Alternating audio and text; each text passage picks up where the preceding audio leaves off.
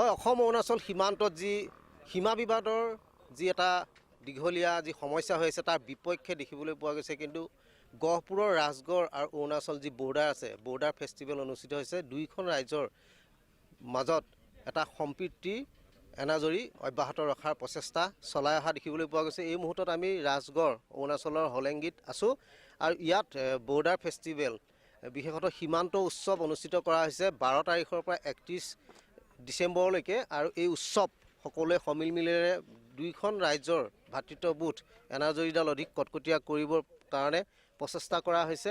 আৰু যিহেতু এই পৰিৱেশ আচলতে সততে আগতে দেখিবলৈ পোৱা গৈছিল, কিন্তু 2 বছৰ কৰোনাৰ কাৰণে বন্ধ আছিলে আৰু পুনৰ এইবাৰ যিহেতু এটা পৰিৱেশ আহিছে, গতিকে বৰ্ডাৰ ফেষ্টিভেল অনুষ্ঠিত কৰা হৈছে। সাংস্কৃতিক বিনিময় দুয়োখন ৰাজ্যৰ মাজত হৈ আহিছে পূৰ্বেও, আৰু এই বছৰো বহুলভাৱে কৰা হৈছে। যিহেতু ইয়াৰ ৰাজ্য সমিতিৰ লোক আছে, মই তেখেতসকলৰ ওচৰলৈ আহিছোঁ। যিহেতু অসম অৰুণাচল সীমা বিবাদ এটা দীৰ্ঘদিনীয়া সমস্যা, তাৰ বিপক্ষে কিন্তু এটা সুন্দৰ পদক্ষেপ দুয়োখন ৰাজ্যৰ মাজত সম্প্ৰীতিৰ বাতাবৰণ অব্যাহত ৰখাৰ ক্ষেত্ৰত এই বৰ্ডাৰ ফেষ্টিভেল। কি ক'ব বিচাৰিব? মুখ্য উদ্দেশ্য আমাৰ সেইটোৱেই, যিহেতু বিভিন্ন ঠাইত দেখা পোৱা যায় যে অসম আৰু অৰুণাচলৰ মাজত সংঘাত চলি আছে।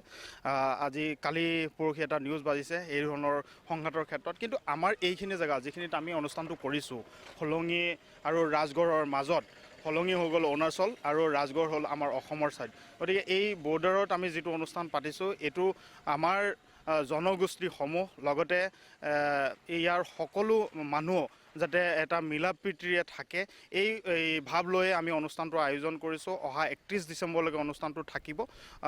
ইয়াত আমি বিভিন্ন ধৰণৰ প্ৰতিযোগিতাৰ পৰা আৰম্ভ কৰি সাংস্কৃতিক অনুষ্ঠান, আৰু যিহেতু আমাৰ নৱাগত বৰ্ষ আহি আছে, নৱবৰ্ষ আহি আছে, নৱবৰ্ষত আমি DJ নাইটৰো ব্যৱস্থা কৰিছোঁ, যাতে যিহেতু 2 বছৰ ধৰি কোনো অনুষ্ঠান হোৱা নাই, গতিকে সকলোৰে যাতে আনন্দ মনেৰে, কিন্তু ক'ভিড প্ৰট'কল মানিহে আমি অনুষ্ঠানভাগ কৰিব বিচাৰিছোঁ। গতিকে সকলোৱে যাতে আনন্দ মনেৰে এই অনুষ্ঠানটো উপভোগ কৰে, আমি ইয়াকে বিচাৰিম। ধন্যবাদ। আৰু এগৰাকী ব্যক্তি আছে, কি ক'ব বিচাৰিব?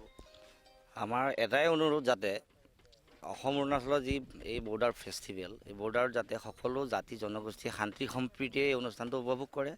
ইমান দিন বিৰতিৰ পিছত এই অনুষ্ঠানভাগী হৈছে, যিহেতু ক'ভিডে আমাক কোঙা কৰি আছিলে। গতিকে সেয়েহে আমি এটাই আশা ৰাখিছোঁ, অনুষ্ঠানটি যাতে সফল সমাপ্তি ঘটে। আমি সেই আশা কৰিম, কাৰণ আমাৰ দুয়োখন ৰাজ্যৰ মাজত যি এটা সম্প্ৰীতি বাতাবৰণ সততে দেখিবলৈ পোৱা যায়। গহপুৰৰ সীমান্তৱৰ্তী অসম অৰুণাচলৰ বসবাস কৰা আমাৰ লোকসকল সদায় শান্তিপ্ৰিয় হিচাপে সম্প্ৰীতিৰ এটা বাতাবৰণ অব্যাহত ৰাখিছে। গতিকে কথাটো এইটোৱেই যে আমাৰ মুখ্য উদ্দেশ্যটো হ'ল অসম আৰু অৰুণাচলৰ আমি একতা হৈ থকাটো।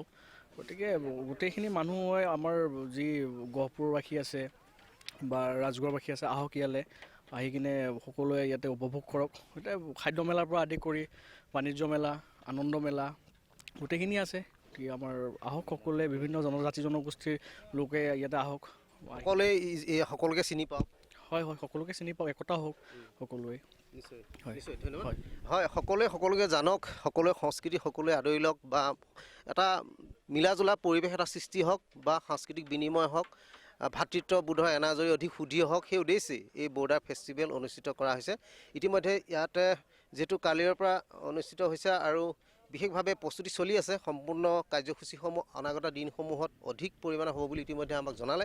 গতিকে এক প্ৰকাৰে ক'ব লাগিব যে গহপুৰৰ অসম অৰুণাচল সীমান্তৱৰ্তী যি অঞ্চলসমূহ এটা ভাতৃত্ববোধৰ এনাজৰী অধিক সুদৃঢ় কৰিবৰ বাবে এই বৰ্ডাৰ ফেষ্টিভেল আচলতে খুব প্ৰয়োজন হৈছে, আৰু তাৰ উদ্দেশ্যে এই ফেষ্টিভেল আয়োজন কৰা হৈছে। আৰু এই ফেষ্টিভেলৰ পৰা আশা কৰিব পাৰি যে অসম অৰুণাচলৰ যি ভূমি বিবাদ, যি সীমা সমস্যা নিশ্চয়কৈ নিৰ্মূল হ'ব, আৰু ভাতৃত্বৰ এনাজৰী সাংস্কৃতিক বিনিময়ৰ জৰিয়তে অধিক সুদৃঢ় হ'ব বুলি সকলোৱে আশা প্ৰকাশ কৰিছে।